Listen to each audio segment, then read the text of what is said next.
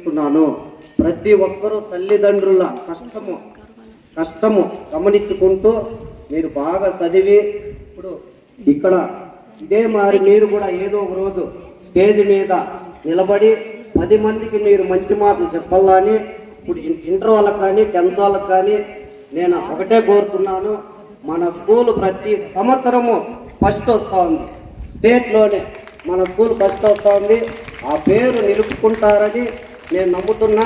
అలాగే మీరు బాగా మన స్కూల్కి నేమ్ తెచ్చి ఫస్ట్, అలాగే మీ తల్లిదండ్రులకు పేరు వస్తుంది, మన ఊరికి వస్తుంది. మన ఊరికి పేరు వస్తే మీ గురువులకు పేరు వస్తుంది, మీ గురువులకు పేరు వస్తే మన పంచాయతీకి పేరు వస్తుంది, అలాగే మన మండలానికి వస్తుంది, అలాగే మన డిస్టిక్ వస్తుంది. మన స్కూల్ ఫస్ట్ వస్తే మన రాష్ట్రానికే పేరు వస్తుంది. కాబట్టి ప్రతి ఒక్కరూ బాగా చదివి మన స్కూల్ పేరు నిలబెడతారని కోరుకుంటూ ఈ స్కూల్ కమిటీ చైర్మన్గా నేను నా వంతు కృషి చేస్తూ మీకు సపోర్ట్గా ఉంటానని మీకు అందరికీ మాటిస్తున్నా. అందరికీ ధన్యవాదాలు. వేదికను అలంకరించినటువంటి అతిథులకు నా నమస్కారాలు మరియు నా తోటి అధ్యాపక బృందానికి నా వందనాలు, విద్యార్థులకు నా ఆశీస్సులు. ఈరోజు పిల్లోళ్ళంతా కేరింతలు కొడుతూ చాలా ఉత్సాహంగా ఉన్నారు. మీ ఉత్సాహాన్ని చూస్తే 1989లో 10th క్లాస్లో మేము చేసుకున్నటువంటి యాన్యువల్ డే గుర్తొస్తూ ఉంది. 90లో ఇంటర్మీడియట్ యాన్యువల్ డే గుర్తొస్తూ ఉంది. 10th క్లాస్లో మీలాగా ఇట్లా కలర్ డ్రెస్లు వేసుకొని పోలేదు, రాయర్ వేసుకొని 10th క్లాస్ యాన్యువల్ డే పోయినా. 10th క్లాస్ పాస్ అయిన తర్వాత మీకు ఇప్పుడు రిజల్ట్ కావాలంటే అప్పటికప్పుడు సెల్ ఫోన్లో చూస్తారు. 10th క్లాసు రిజల్ట్ వస్తే ఉదయం 6 గంటలకు బస్సు ఉంది మా ఊర్లో. 6 గంటల బస్సు ఎక్కి పలంనేరుకి పోయి పేపర్ చూస్తే నెంబర్ ఉంది. ఎంత సంతోషం అంటే ఆ సంతోషానికి అవధం లేవు. అప్పుడు కూడా డ్రాయర్తోనే పోయినా.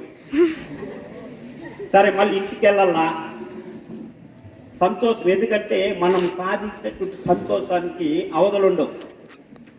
అత్తకి ఇప్పుడు అమ్మాయికి మొగుడు మార్నింగ్ షో చూసుకొని మళ్ళీ ఇంటికి పోయినా. ఇంటికి పోతే ఎందుకంటే 10th క్లాస్లో ఫస్ట్లో పాస్ అయ్యేది నేనే మా ఊర్లో. ఊరంతా ఎంత నా గురించి గొప్పగా చెప్తున్నారంటే మా తల్లిదండ్రులు కూడా ఆ సంతోషము అది వర్ణించడానికి అలాగే కాదు. అంటే మనం తల్లిదండ్రులకు ఇచ్చేటటువంటి గిఫ్ట్ ఏమంటే మన గురించి మనం సాధించినటువంటి విజయాన్ని గురించి 10 మంది చెప్పుకుంటే ఆ తల్లిదండ్రులకు ఇచ్చేటటువంటి ఆ గుర్తింపు అనేది అదే, దానికంటే మించింది లేదు. కాబట్టి నాకేమనిపిస్తుందంటే బాలకృష్ణ సినిమా ఉంటుంది ఆదిత్య 369, మీరు చూసింటారో తెలదు.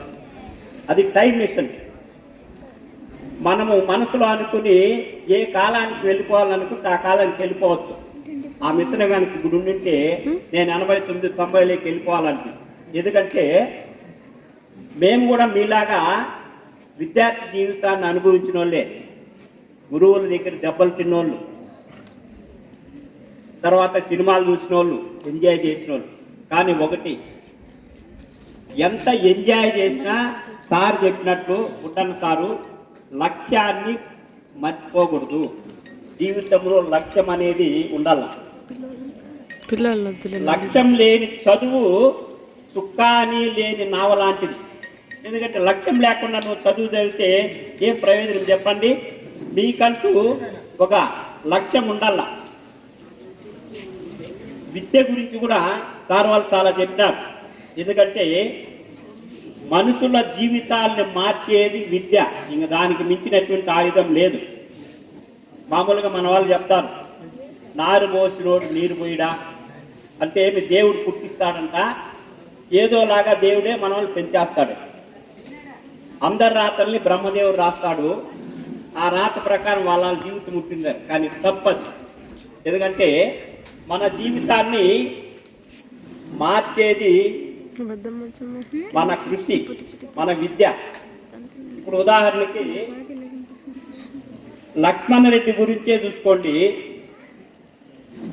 వాళ్ళ నాన్న నాకు తెలిసి ఈ జిల్లా దాటి కూడా పోయినడేమో, ఎద్దుల బండ్లు ఆ రోజుల్లో. అంటే బ్రహ్మదేవుడు ఒక రైతు కుటుంబంలో ఆయనకి జన్మనిచ్చినాడు. అదేవిధంగా వాళ్ళ అన్నే సదాన్న. సరే, ఆయన కూడా వాళ్ళ నాన్నలాగా అనుకొని ఉండిపోయింది. ఈ రోజు కూడా ఆయన ఎక్కడో ఒక చోట మడకు దున్నుకొనో లేదంటే ఏదో చేసుకొని ఉండిపోవచ్చు. కానీ ఆయన తలరాతను ఆయన మార్చుకున్నాడు. ఆయన తలరాతను మార్చుకుని తనకంటూ ఒక లక్ష్యాన్ని గుర్తుపెట్టుకుని ఆ గోల్ను సాధించడం కోసం కష్టపడ్డాడు. ఎక్కడో భారతదేశంలో చివరిలో ఉండేది ఆంధ్రప్రదేశ్. ఆంధ్రప్రదేశ్లో చివరిలో ఉండేది చిత్తూరు జిల్లా. ఆ చిత్తూరు జిల్లాలో పుంగునూరు చివరిలో ఉంటుంది. మ్యాప్ ఒకసారి చూడండి. కానీ ఇది మారుమూల ప్రాంతం. ఇట్లాంటి మారుమూల ప్రాంతంలో ఒక రైతు కుటుంబంలో, సాదాసీదా కుటుంబంలో పుట్టినటువంటి లక్ష్మణ రెడ్డి కష్టపడి పట్టుదలతో, కృషితో ఈరోజు ఖండాంతరాలను దాటేసినాడు. అట్లాంటి వాళ్ళని మీరు స్ఫూర్తిగా తీసుకోవాలా. వాళ్ళ పక్కింట్లోనే ఉంటారు, కానీ ఆయన గురించి మీకు తెలియదు. కానీ తెలుసుకోవాలా. ఈ గ్రామంలో ఉన్నప్పుడు మన గ్రామంలో కష్టపడి పైకొచ్చి ఉన్నత స్థాయికి వెళ్ళినటువంటి ఎవరు, వాళ్ళని స్ఫూర్తిగా తీసుకోండి. ఈరోజు ఆయన దాదాపు 11 దేశాలు తిరిగినానని చెప్పినాడు. కాబట్టి మీరు కూడా ఆ విధంగా కష్టపడి కనుక చదివితే మీరు ఆ విధంగా ఖండాంతరాలని చుట్టూ రావచ్చు. ఇప్పుడు మనకు ఇప్పుడు ఉండేటటువంటి కూటమి ప్రభుత్వం ఒక మంచి అవకాశాన్ని ఇచ్చింది. ఎందుకంటే సార్ నేను పేదవాడు, నేను ఫారిన్లో పోయి ఎలా సార్ చదివేది? తప్పు. టాలెంట్ అనేది ఎవరి సొత్తు కాదు.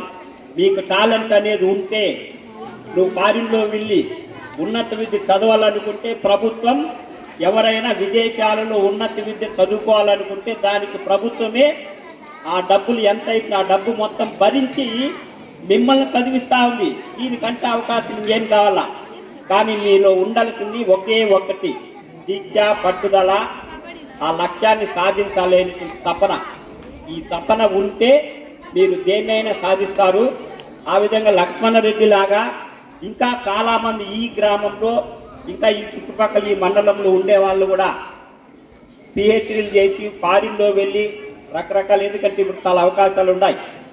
కాబట్టి మీరు కూడా ఉన్నత స్థాయికి వెళ్ళి రేపు ఒక 5 సంవత్సరాల 10 సంవత్సరాల తర్వాత లక్ష్మణ రెడ్డి గురించి చెప్పినట్లు మీ గురించి చెప్పాలి మేము ఇదే స్టేజ్ పైన.